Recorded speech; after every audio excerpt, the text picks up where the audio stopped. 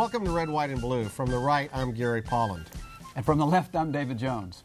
We're taking a look at the at-large race for City Council, Position 5 tonight. The candidates in that race who are in a runoff on December 12th are Jack Christie. Jack's a chiropractor in Houston. He's a businessman, and he was once the chairman of the State Board of Education in the 90s. We may hear more about that service. In addition to that, we have Jolanda Jones, who is running. She is an incumbent City Council member for the City of Houston. Jolanda is a lawyer. She's a graduate of the University of Houston. She's no relation to me. And she was once, reportedly, anyway, she can talk more about this if she wants, some sort of track star at the University of Houston. Anyway, welcome, all of you. I'm sure I got the best of your backgrounds in that introduction. Good job, David. Okay, first question, I'll go to you, Dr. Christie. Why do you believe you're the better candidate in this race to be elected to serve on City Council beginning January 2010? Well, I think my background is the most important thing as far as my track record. Serving on a local school board for 3 terms and then elected to the State Board of Education for 3 terms. And I think the track record on that shows that I was a good public servant, did my homework, had perfect attendance, and the children in the state of Texas, their test scores improved, and we gave them a good high school diploma. How does that apply to the City of Houston and City Council? Because city problems are a little different than the problems of students in education. Well, I think you're dealing, in both situations, you're dealing with hundreds of millions of dollars on the local school board level, and you're dealing with billions of dollars on the state level. We oversaw 4 million public school students. And in that realm, you have to be a public relations individual. You have to understand infrastructure as far as schools are concerned, hiring, firing, setting goals and standards. And I think that easily parlays into the 15 departments that the City of Houston has. Okay, Jolanda Jones, why are you believe you're the better candidate to serve on City Council beginning January 2010? I am the better candidate for not what I'm going to do, but what I have done. I have been a fiscal watchdog. I have paid attention to HUD regs, saving us millions of dollars of having to send them back to the federal government because the housing department hadn't been real good about learning them. You're talking about losing federal grant money for the city that they didn't follow the rules on, and the money would be taken back. Yes, the city gets about $59 million a year, with which we do things with, which HUD authorizes, and we sort of spend it how we would like, and last year we had to send back $15.5 million. I have made it my job to know the HUD regs so that we do not have to send federal money back because it is our tax dollars. I've also saved us money by watching how we do fleet maintenance. And, for example, I saved the city a lot of money. I saw that they had a paving truck that we were going to spend $589,000 on. I thought, wow, that's a lot of money. Went out, did a cost analysis, went to Caterpillar, found out the Caterpillar sold the exact same truck with the same specifications that we needed for $289,000 plus a 15% government discount. So I pay attention to how we spend money. I've protected property rights since I've been on council, undoing an ordinance that took away property rights for people who lived along floodways and floodplains. And as the Chronicle said when they endorsed me, I pay attention to detail, I'm a hard worker, and I speak for those who are often left out at the discussion at council. Let me ask you this, because I think you would all concede that this has not been a high-profile race. You guys have not just thrown tons of money at the voters, so it seems to me like you'd be safe in relying on constituencies such as Republicans and Democrats in order to win the race. Jack, you first. Why don't you tell everyone why it really shouldn't make any difference that you're a Republican as you vote in this race? It shouldn't. It shouldn't be classified. Just like in education, it shouldn't be a Republican, Democrat. It should be serving the people, and that's not a political party outline. I think the only thing that I could be considered conservative on is fiscal conservative. I've saved the state of Texas millions of dollars in tax savings and bureaucracy cuts, and it's just not a political issue. It shouldn't be. Okay, but you're not denying that you are a Republican. Correct. Yeah, a reasonable Republican. A reasonable Republican. So, Ms. Jones, they're out there, David. I'm sure there are. I know at least one more. Tell me, Ms. Jones, why you are going to tell the voters out there, hey, you Democrats out there, take a look at other things other than partisan labels. Well, absolutely. I mean, I've been a fiscal watchdog.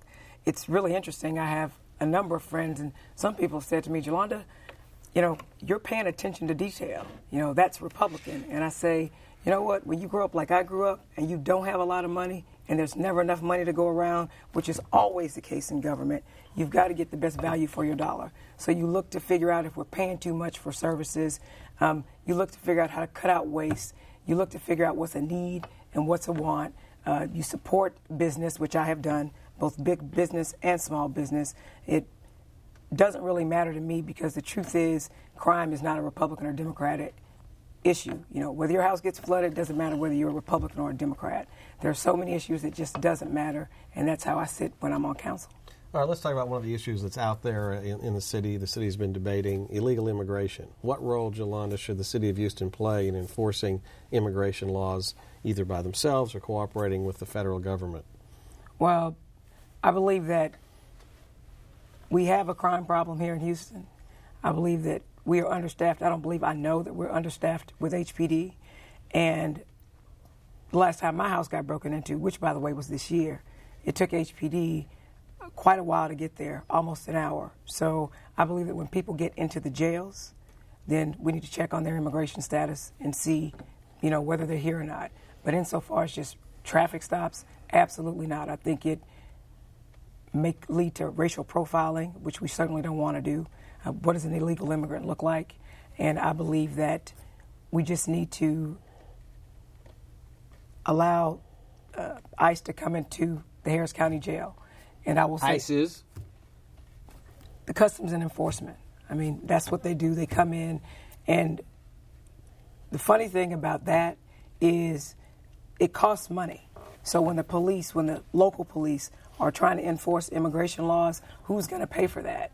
And the federal government pays for what they're supposed to do. Let's talk about saving money, Mr. Christie, as far as the police go. They have authority right now with the police department at certain low-level misdemeanors to issue citations. We're talking about, shoplifting, a few grams of marijuana, rather than booking somebody into jail and with an officer taken off the street. They have the authority to do that. Would you encourage probably a new chief of police to enact such a policy, or would you rather have the officers taken off the streets as they book a 17-year-old because he has a joint in his back seat of his car? I think that's where you get into some good common sense government, and it doesn't make sense to have a highly trained individual for more serious crimes to do misdemeanor traffic tickets, small crime, because we've got to concentrate on serious crime in this city, and the police department needs all the support we can give it. We need more cadet classes, and I think we need to pay equal to other big cities in America. Well, that brings up a budget issue, I think, Mr. Pollan. I think you screen people for budget issues. Yes. Maybe you have something to say about that. Jolanda, well, yeah, I do.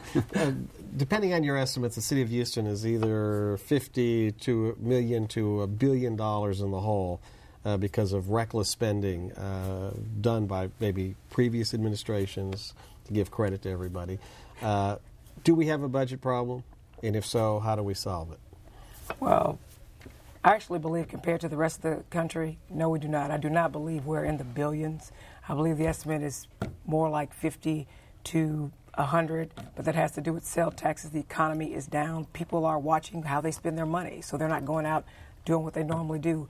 Ad valorem taxes as well. So we need to be more careful. We need to do more regional things, for example, policing. We need to work with the county and other local law enforcement to try to not have to spend as much on the police, for example. One of the things I'm proud to say that I've done since I've been elected is voted for us to get radios that are operable with other jurisdictions, because during times of emergency, or even if we get the regional policing down, then we can work with them, and that will cut money. Going through fleet maintenance. We have this way of going through fleet maintenance where I've seen us replace cars and trucks and other inventory that hasn't even used its useful life. We're basically buying something that's really expensive. For example, with the fire department, we have the fire department's big apparatuses going around and checking the water meters. Those trucks are very, very, very expensive. We could have someone else not use the big apparatus to go do those things. There are a lot of things that we could do, but that alone is not going to give us the money that we need to be able to do things, because the government provides services to citizens. We pick up your trash. I mean, we provide you public safety. We need to commit to infrastructure. We probably need to get an enterprise fund to do that, because we are having people in. So we need to look at more creative ways. We need to work with the Harris County Flood Control District and other places to figure out how we can join in to resolve a lot of the problems that we all share. So, for example, Harris County, within that is Houston, and it's not like Houston is its own little place. But don't we have this wave of pension liabilities coming down the road for the city that's going to be an absolute crisis, where the city is not going to be able to pay those pension benefits and to pay for all the things you just mentioned that city government is supposed to be doing? Actually, I do not believe that is true, but the decisions with the pension actually happened before I was elected. I understand that. And those obligations were incurred prior to that. But if you're elected, you may have to deal with that problem. Oh, absolutely, we will have to deal with that. So what do we cut? Fire, police, garbage? I mean, where do we go to find that money? No, actually, I don't believe that we're going to have to cut. We certainly can't raise any taxes. We can't do that. The economy can't support that. But as I said before, we need to look to cut waste. That's very, very important. We need to look at how we do fleet maintenance. Yeah, you mentioned that. So let's go on. Jack, you have any answers? Well, this is serious. To the serious problems the city has? Even if it's a minimal $50 million, that's serious dollars. And I'd do it similar if I were a benevolent dictator for the federal government. I'd cut every department 10%, just automatically, and they have to prove why it only should be 7% cut. And then, like the federal government, I would make every elected official cut their salaries the same percentage that the budget deficit is, because we don't work in a budget deficit atmosphere. When you talk about pensions and such, it's a serious liability. The city created bonds to ensure absolute payment of present-day pensions on some of it. But the others, we can't give away lucrative pensions on the new enrollees. We can't. Medical benefits, out of control. Medical benefits for federal government, for state government, and local government. It's the only thing out of control. You talk to national economists, and they say, don't worry about Social Security. Don't worry about anything. You worry about future medical benefits. We can't afford it. So something basic has to do to change. General Motors had to cut their benefits. Bethlehem Steel, U.S. Steel, every major corporation, the medical benefits were out of control, and somebody knowledgeable in health and disease should be able to restructure that to where we're not running into a deficit into years ahead. And also still try to take care of people's real medical needs. So maybe there's a new idea. Maybe the city of Houston can come up with a way to fund medical services for its employees that actually makes economic sense and ensures their health, unlike the federal government's plan. That would be one of the first things that I would offer, and it can't be done in 5 minutes. It would take a 2-hour discussion to change this from a disease care system to a health care system. It can be done. Some of the suggestions I suggested in the local school district 18 years ago, they just changed to bonusing a teacher for perfect attendance, not paying them for six sick leave days a year, just encouraging health, not waiting for disease. Speaking of health, in my preparation for this show, I reviewed some questionnaires that you all filled out, and I heard an interview with you and a local blogger who's respected, Mr. Kuffner, I believe his name is. You have signed a questionnaire that says you basically are a pro-life candidate. And you say in this questionnaire that you think it would be awful if the city of Houston had a late-term abortion facility. You say that that would be embarrassing to you. A, do you know that we're going to have such a facility? And B, what do you have against that type of health issue that faces a woman who might be choosing that procedure? And also, by the way, understanding that the city of Houston is not involved in abortion. I'm sure I'm correct on that. The city doesn't do abortions. No, it does not. Yeah. Okay. And Right. you know, No, maybe you this is- told these people who asked you this questionnaire that, hey, why are you asking me this questionnaire? The city doesn't have anything to do with abortions. If there was an insinuation that in the future there might be, absolutely, I would take a 0. And that's not health. That's disease and worse than that. So if the city in the future, according to that question, had something to do that's I'm sorry, I would take a 0 stance on that. Just early term, late term, just give. I would not allow that tax dollars to be used for that. No. And before we get into more about Ms. Jones's background, let's talk about the State Board of Education, where you said in this interview with Mr. Kuffner that you think the results that your tenure produced statewide, and I quote, propelled George Bush into the White House. Now, you would be the first person in a very long time who is bragging about the education results in the state of Texas. So would you like to continue to brag about those matters? Absolutely. In the 90s. And that would be the Rod Page era of Correct. HISD. And Rod Page did a great job in HISD. In the 90s, and that's what I'm responsible for, we put in, along with the business community, Texas Business Education Coalition, along with the teachers in the state of Texas, we raised the standards in the schools in the 15 subject areas. We put an accountability system to test that, and we made the high school diploma worth something. And we did it with all strata of people. And to our Education Week, Ted Koppel on Nightline, they said 2 states did accountability and raising standards properly, and that was North Carolina and Texas.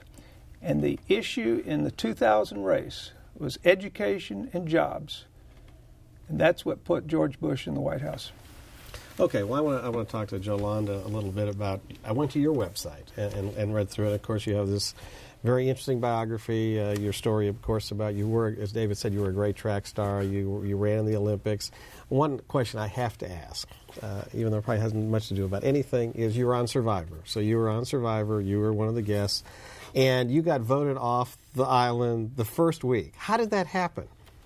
If you talk to my friends who come to town every year to help raise money for 2 local nonprofits, they believed that I would win, and they needed to coalesce against me and get me off because I won immunity. I beat guys.